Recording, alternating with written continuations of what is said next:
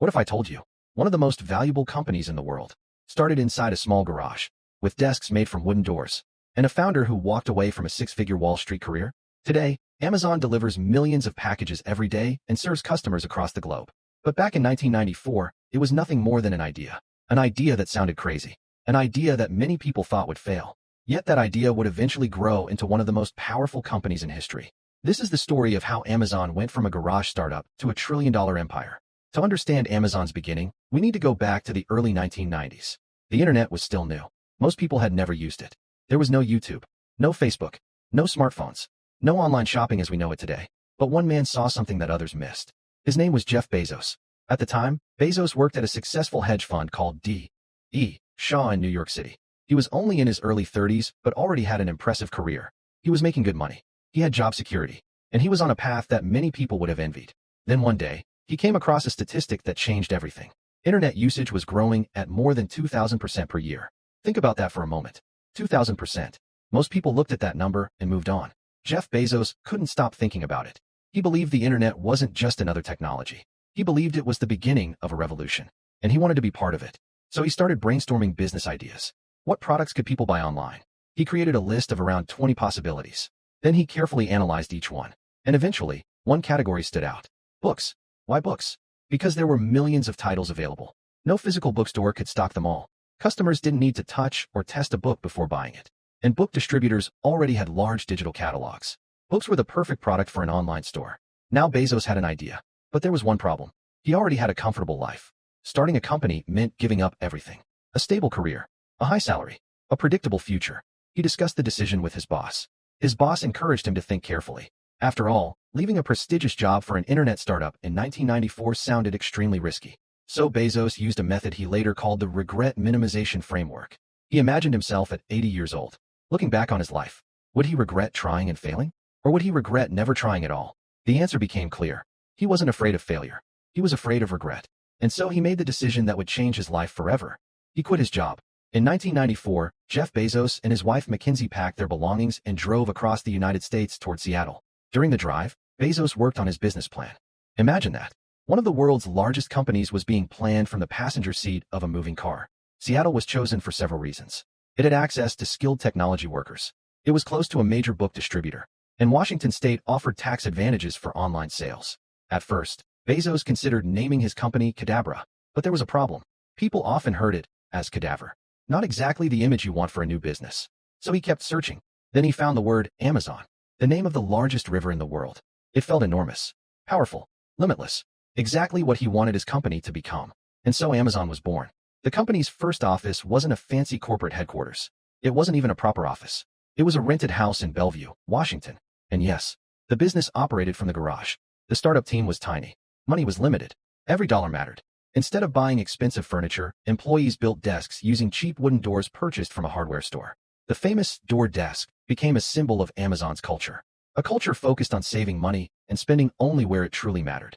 The team worked relentlessly. They wrote code, answered customer emails, packed orders, tested systems, fixed problems, and often worked late into the night. Everyone did whatever was necessary. There were no departments, no corporate structure, just a small group of people trying to build something extraordinary. Finally, in July 1995, Amazon officially launched. The website was simple, nothing like the massive platform we know today, but it worked. Customers could browse books and place orders online. At first, sales were slow. Friends and family placed some orders. The team celebrated every customer. Every purchase felt like a victory. Then something unexpected happened. Orders started arriving from people they had never met. People from different states, different cities, different countries. The internet was doing exactly what Bezos had hoped. It was connecting Amazon to the world. In the office, a bell rang every time a new order arrived. At first, hearing the bell was exciting.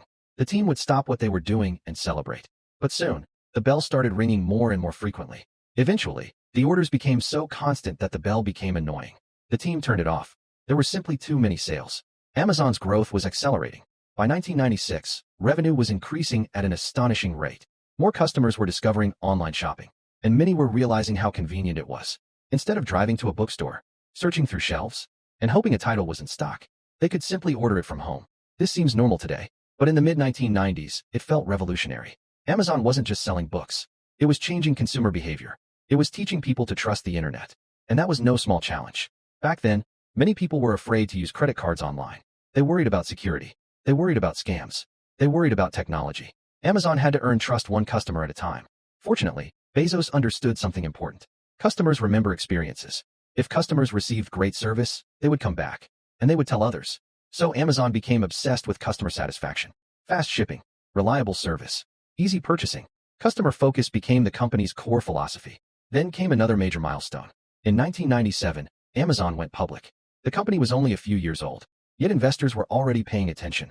The initial public offering raised millions of dollars. But not everyone was impressed. Many critics questioned Amazon's future.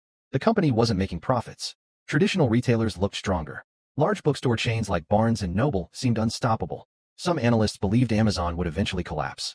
Others thought online retail was just a temporary trend. But Bezos ignored the noise. He wasn't building for the next quarter. He was building for the next decade. While competitors focused on immediate profits, Bezos focused on growth. He believed that if Amazon created enough value for customers, profits would eventually follow.